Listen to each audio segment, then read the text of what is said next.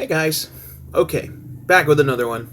Today we're going to be doing the 2015, which apparently just got released this year by Yorgos Lanthimos.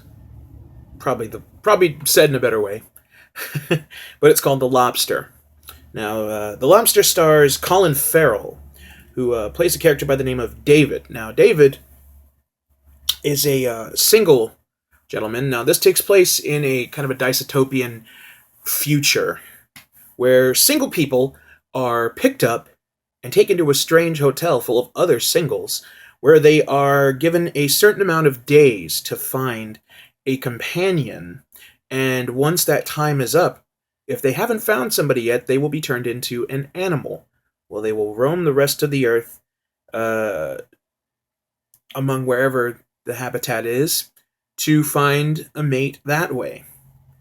It's a very I can tell already by describing that it's probably not a lot of people's cup of tea, but it's a beautiful film. I don't want to sound artsy fartsy or anything like that, but it is actually a very good, very beautiful, very darkly humorous film, as I find in most romantic situations, because it is a love story.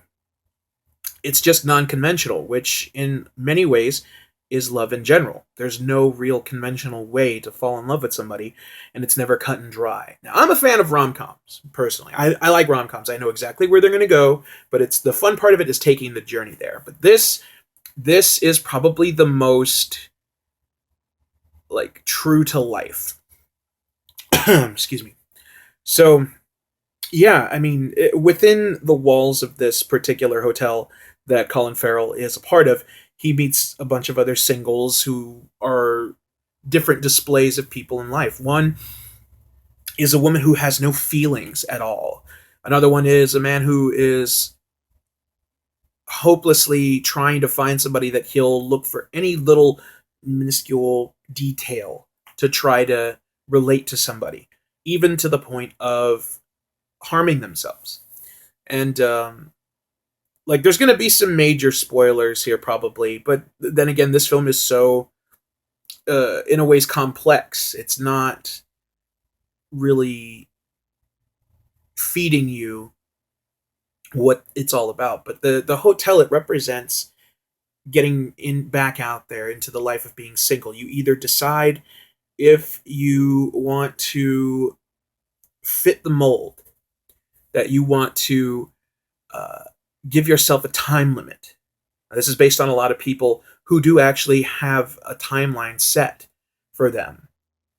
Like, I have to find somebody, I have to meet them, otherwise, I'm just going to end up alone as a lobster. And the significance of the lobster is it's the animal that Colin Farrell chooses to be if his time runs out.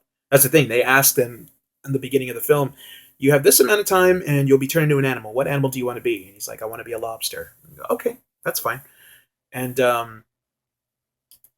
yeah, it's the hotel definitely represents you setting time for yourself and abiding by almost society's rules.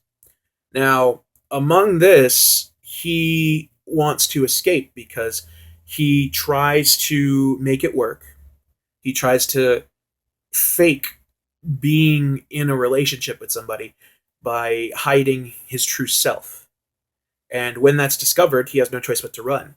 So once he gets himself out there, he joins this group of, I guess, renegades in the woods who live their life in freedom. They're like, you know what? You can do whatever you want. There's no restrictions here. There's no time limit. If you want to pleasure yourself, you can without punishment, because in the hotel they would. And you could just enjoy being on your own. However, you can't fall in love with somebody and you can't flirt with anybody. You just stay in this bubble. You can do whatever you want, but you can't really. You'll limit yourself. And it's within that he meets Rachel Weisz, who narrates the story through most of the way. And she plays a character by the name of Short-Sighted Woman, A lot of the characters don't really have names. It's just by their characteristics. And the thing is about this representation of the people out in the woods is that they go around being single, but they're also very uh,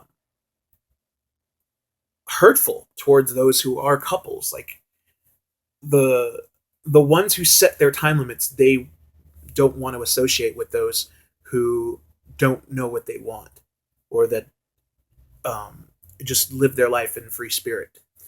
And then the ones who set the rules for themselves, they don't want to really live in a life of like they don't want, they feel like there's a grudge towards people who are with somebody, and so they kind of set out to point out like, well, you're not perfect. And then among all that time, he and Rachel Weisz, they end up falling in love, and it's forbidden. So in all this, the representation of being single and staying alone as opposed to being happy alone um, tries to break them apart. And again, I'm going to say this right here, major spoiler coming up, so you'll have plenty of opportunity as I'm saying this to stop the video and go see the movie and then come back. Among all of that, they try to sabotage the love between short-sighted woman and David. And in that type of sabotage, they end up running off together.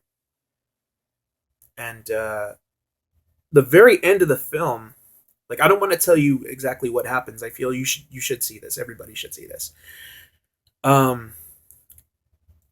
They're faced, David and short-sighted women are faced with a decision.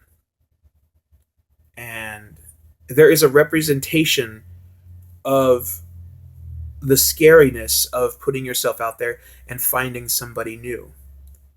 And there is a representation of how life actually is.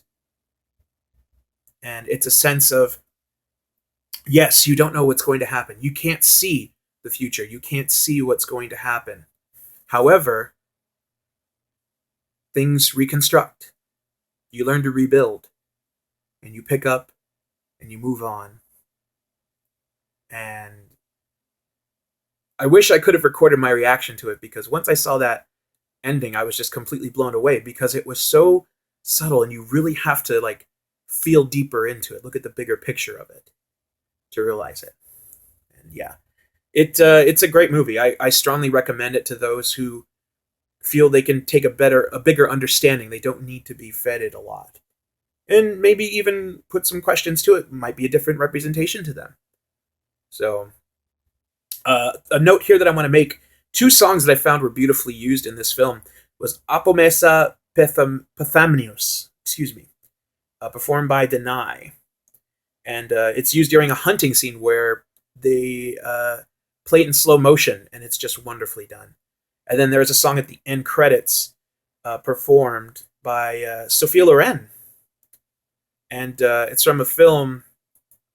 It's actually from a film. It's a film clip, an audio clip.